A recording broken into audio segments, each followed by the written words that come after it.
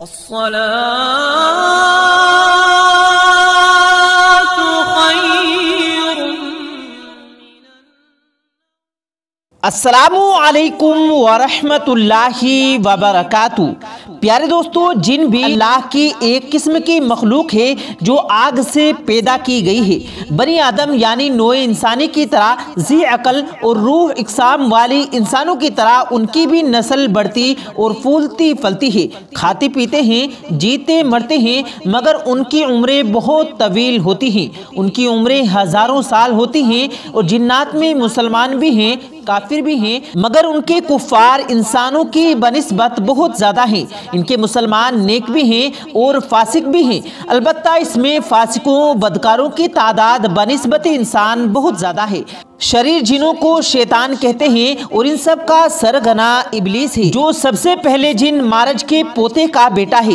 ابلیس نے غرور میں آ کر حضرت آدم علیہ السلام کو سجدہ کرنے سے انکار کر دیا تھا اور اللہ کے حکم کی نافرمانی کی تھی، جس کی وجہ سے اللہ کی بارگاہ میں وہ ملعون قرار ہوا، ہمیشہ ہمیشہ کے لیے مردود کر دیا گیا اور قیامت تک کے لیے اسے مہلت دی گئی۔ اور اسے اس قدر مہلت دینا اس کے اکرام کے لیے نہیں بلکہ اس کی بلا شکاوت اور عذاب کی زیادتی کے لیے ہے۔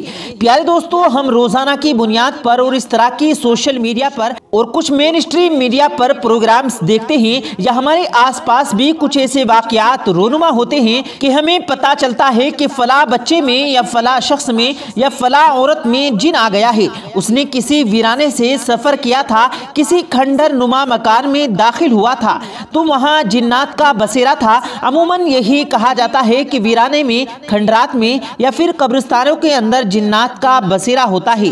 اور پیارے دوستو، یہ بات بھی ہم نے اکثر سنی ہے کہ جنات جو ہے وہ انسانوں کو تکلیف بھی پہنچاتے ہیں۔ اور پیارے دوستو، یہ بات قرآن حدیث سے بھی ثابت ہے۔ قرآن پاک میں جناتوں کے حوالے سے تو اللہ تعالیٰ نے ایک پوری صورت نازل کر دی ہے، تو اس لیے جنوں کی مخلوق کے حوالے سے انکار تو کسی صورت بھی ممکن نہیں ہے۔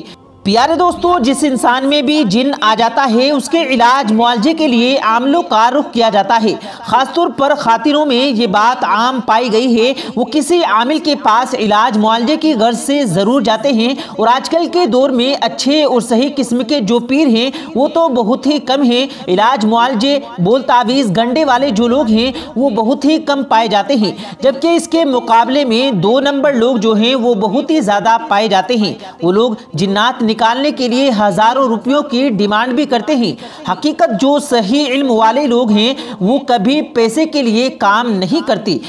پیارے دوستو، ہمیں بھی اس لیے جنات کے حوالے سے اگر کسی کو کوئی پرابلم ہو تو ایسے شخص کا انتخاب کریں جو صحیح اللہ والا ہو، جو اس کام کو بہتر طریقے سے کر سکے، اور ایسے لوگوں سے بچیے جو کہ مار پٹائی کے ذریعے سے جناتوں کو نکالنے کا دعویٰ کرتے ہیں۔ یہ صرف اور صرف انسانوں کو تکلیف دینے کے سوا اور کچھ بھی نہیں ہے۔ اگر صحیح طریقے سے کسی کے پاس علم ہو تو وہ صحیح طریقے سے علاج کر سکتا ہے۔ پیارے دوستو، جنات کی عموماً خوراک کیا ہے اور راستے میں چلتے ہوئے آپ کو کس چیز سے اجتناب کرنا چاہیے، کیونکہ راہ چلتے بھی آپ کو جنات کا سامنا کرنا پڑ سکتا ہے۔ تو پیارے دوستو، راستے میں چلتے آپ کو کس بات کا خیال رکھنا ہے، ایک ذاتی ایکسپیرینس کے طور پر میں آپ کے ساتھ ایک بات شیئر کروں گا۔ پیارے دوستو، اس کے علاوہ نماز پڑھتے وقت ایک شخص میں جب جن آیا تو کیا ہوا، آج کی اس ویڈیو میں اس نوجوان کا واقعہ بھی آپ کو بتائیں گے۔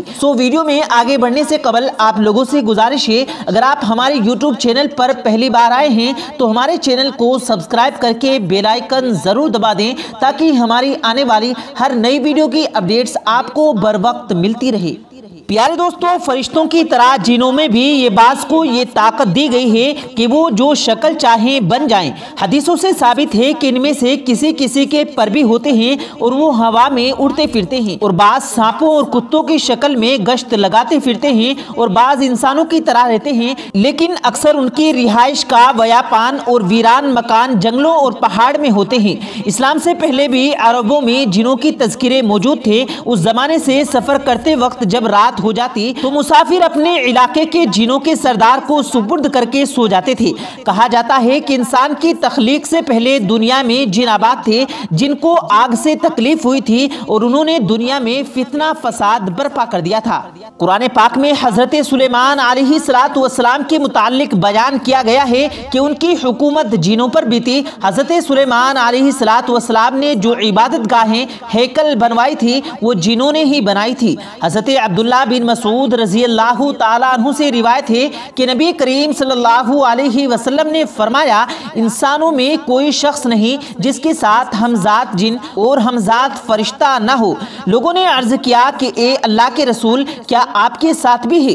ارشاد فرمایا کہ ہاں میرے ساتھ بھی ہے، لیکن اللہ تعالیٰ نے میری مدد فرمائی کہ وہ ہمذات شیطان مسلمان ہو گیا، لہٰذا مجھے سوائے بھلائی کے کچھ نہیں کہتا۔ بحوالہ مسلم شریف، جس زمین پر ہم زندگی گزار رہے ہیں اسی پر وہ بھی رہتے ہیں۔ ان کی رہائش اکثر خراب اور گندگی والی جگہ ہوتی ہیں، مثلا بیت الخلاء یا گندگی والی جگہ وغیرہ۔ اسی طرح نبی کریم صلی اللہ علیہ وسلم نے ان جگہوں پر داخل ہوتے وقت اسباب اپنانے کے لیے کہا ہے، یعنی دعائیں اور اذکار کا ذکر کیا ہے۔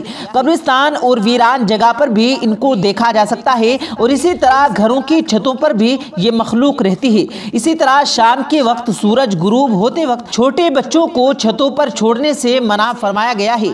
اور پیارے دوستو، اسی طرح سے آپ کو بتاتے چلے کہ جنات کی خوراک کے حوالے سے جنات کی خوراک میں ہڈی اور گوبر وغیرہ شامل ہے، اسی لیے کوشش کریں کہ راستے میں پڑی ہڈی اگر آپ کو کہیں نظر آتی ہے یا راستے میں پڑا گوبر ہوتا ہے تو آپ اسے پاؤں سے ٹھو کر کبھی نہ ماریں، کیونکہ اکثر ایسا ہوتا ہے کہ جنات یا جنات کے بچے خوراک کے طور پر گوبر یا ہڈی وغیرہ کھا رہے ہوتے ہیں۔ ایسی صورت میں اگر آپ نے ٹھوکر ماری تو وہ آپ کو نقصان پہنچا سکتے ہیں، آپ کے لیے نقصان دہ ثابت ہو سکتا ہے۔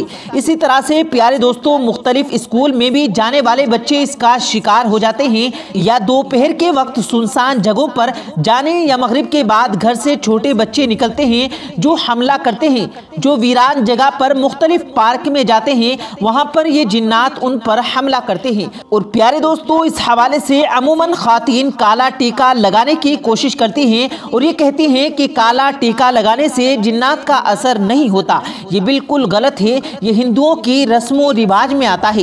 اور پیارے دوستو، اسی طرح کا ایک واقعہ ہماری نظروں سے گزرا جس کی تصدیق کے حوالے سے تو ہم کچھ نہیں کہہ سکتے، لیکن اس کے بارے میں کہا جا رہا ہے کہ ایک نوجوان شخص ایک ویران جگہ پر نماز پڑھ رہا تھا کہ نماز پڑھتے پڑھتے اس پر ایک عجیب سی کیفیت طاری ہو گئی۔ اب اسے تکلیف ہونا شروع ہو گئی، لیکن وہ لڑکا اپنی نماز کو جاری رکھتا ہے اور اپنی نماز کو مکمل کرتا ہے، یہاں تک کہ وہ جن اس کو تکلیف پہنچانے کی کوشش کرتے ہیں، وہ شیطان یہ کوشش کرتے ہیں کہ کسی طرح سے یہ اپنی نماز مکمل نہ کر سکے، اس سے نماز چھڑوانے کی کوشش کرتے ہیں، لیکن وہ اللہ پر پختہ یقین کرتا ہے، خشوع اور خضوع کے ساتھ اپنی نماز میں مشغول رہتا ہے، اور اللہ کا حکم ہی ایسا ہوتا ہے کہ اس شخص کو وہ جن کوئی نقصان نہیں پہنچا سکتے، اور بڑی ہی اچھی طریقے سے اللہ کی عبادت میں مشغول رہتا ہے۔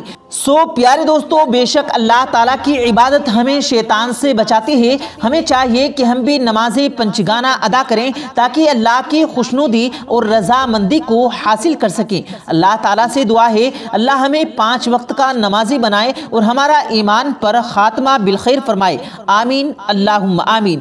پیارے دوستو، یہ ویڈیو آپ کو کیسی لگی کمنٹ کر کے ہمیں ضرور بتائیے گا۔ ویڈیو پسند آیا ہو تو ویڈیو کو لائک کریں اور زیادہ سے زیادہ لوگوں تک اس ویڈیو کو ثواب کی نیت سے شیئر کریں، اور مزید ایسی ویڈیوز پانے کے لیے ہمارے چینل کو ضرور سبسکرائب کریں۔ ملتے ہیں پھر ایک نئی ویڈیو کے ساتھ، تب تک کے لیے اللہ حافظ۔